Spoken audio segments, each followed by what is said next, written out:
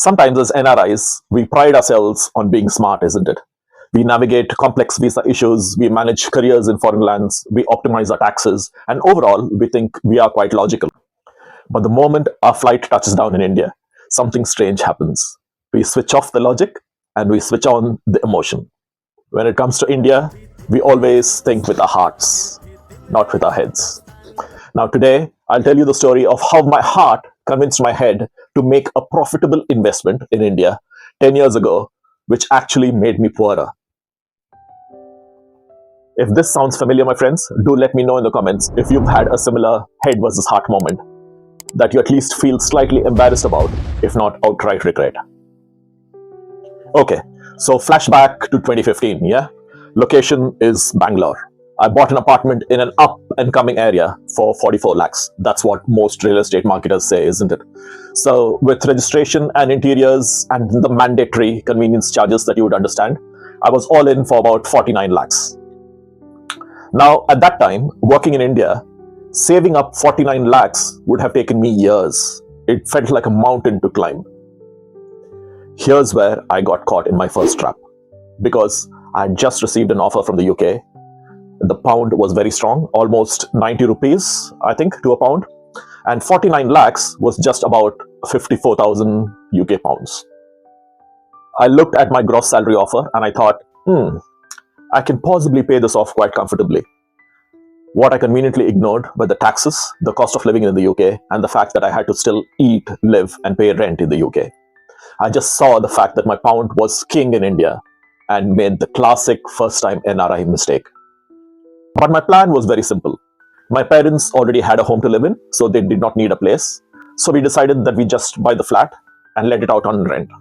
The logic was the rent will cover the maintenance of the flat and give mom and dad some little extra monthly cash flow. But let me give you a spoiler alert. Managing a rental property in India is difficult, let alone managing it from 5,000 miles away. It can be a complete horror story, but let's keep this for a different video. Even without the rental nightmare, the maths was already ticking against me, and I'll tell you how. My wife and I bought this property because of our romantic Swades moment. I've spoken about this in a previous video as well, about our romanticized notion of returning to India. We all have that little Bollywood movie playing in our heads, don't we?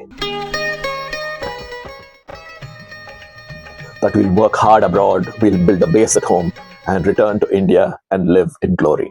For me, this apartment was supposed to be my anchor, the asset that I could sell 10 years later to upgrade to a bigger family home when I finally moved back to India. For me, it wasn't just bricks and mortar. It was my ticket back home. Now, this is a story most NRIs who plan to return tell themselves. And it's just not my friends who live in the Middle East or Singapore who are constantly looking over their shoulders for visa renewals. I'm also talking about those people who have permanent residencies and citizenships in countries like UK, US, Australia, etc. This logic blackout is across the board. You know why? Because emotionally, it makes perfect, at least imperfect sense, okay? Even after all these years. My clever friend, you'll know if you're watching, made an excellent quip. He said, Vivian, buying a property 10 years before you move into it, especially in a city like Bangalore where infrastructure changes every 6 months, is like excitedly buying a pair of shoes for your baby daughter, expecting them to fit when she is 10 years old. Now, the reason we do it is we all believe we want to have a foot in both worlds. We want to have that safety net. But the truth is, my friends, we are trying to solve a mathematical problem with a sentimental solution. And that seldom works. Retirement does not run on emotions, it runs on pure maths. By now, I think you probably know where this story is heading. You know what happened next. While we were dreaming, the economy was slowly moving. Over the last decade alone, the Indian rupee has structurally depreciated against every major international currency. Now, you hear people saying that the government is devaluing the rupee deliberately to help our exports. No, my friends, that's not how it works. Ignore them. Don't listen to them. The RBI just doesn't wake up one morning and decide the price of the Indian rupee against every other currency in the world. The RBI will only step in to stop extreme volatility, to smooth out the bumps, so to speak. But the actual direction and trajectory of currency is determined by inflation differentials, trade deficits, and global macroeconomics. India, despite the aspiration, imports a lot more than it exports, which causes a persistent trade deficit. And that is what causes the rupee to slide. This isn't a conspiracy. This is economics. And unknowingly, I was standing on the downward slide. So cut to today, the apartment is worth about 60 lakhs after 10 years of buying it. Now, you don't need a financial genius to tell you that purely as a financial asset, this was an absolute dud. Look, I know the spectrum.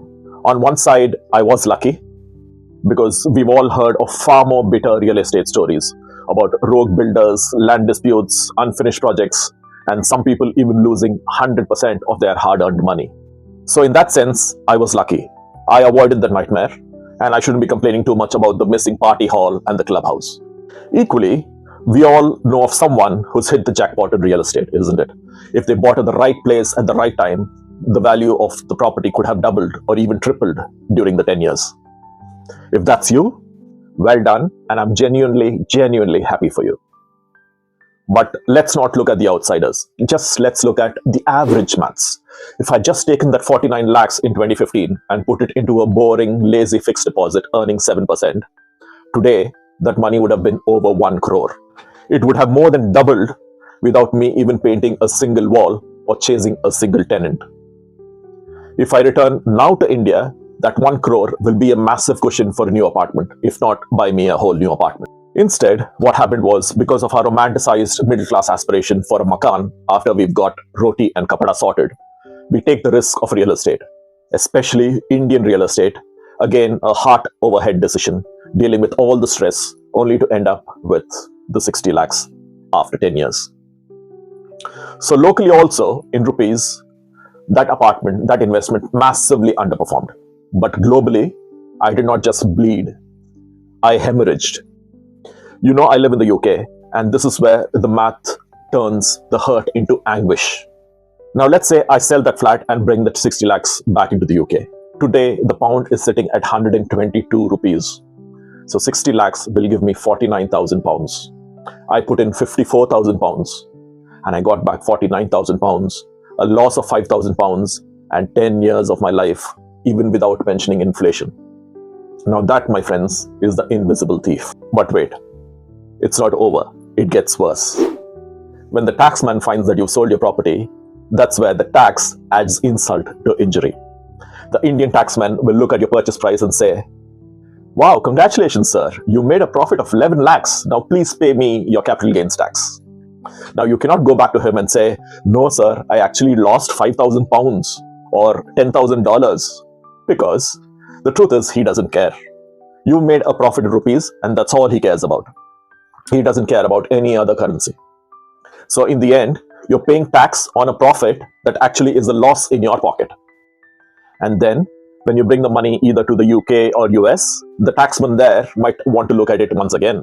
Although India has double tax avoidance agreements with many of these countries, they will still want to have a look at it. It's a double whammy, my friends. You bought the property with tax-paid money, but you lost real value due to the currency slide. And now, you're paying even more tax on a notional profit that doesn't even exist. Governments around the world are unified in the sense that they love to share your profits, but they leave you alone to deal with your losses. Now look, don't get me wrong. I still love India. Fir bhi dil hai Hindustani and everything, right? But don't let sentiment drive your retirement mathematics. If you are an NRI, remember this, that you are playing a multi-currency game. Measure your wealth in the currency that you'll spend it in. Don't convert early just to feel safe or secure, because that might actually be a false sense of security. And more importantly, don't feel FOMO if you don't have a house in India when you're 35 years old or even 40 years old, because most NRIs get a better clarity on their location only in their 40s. So knowing what I know now, I can tell you a couple of things.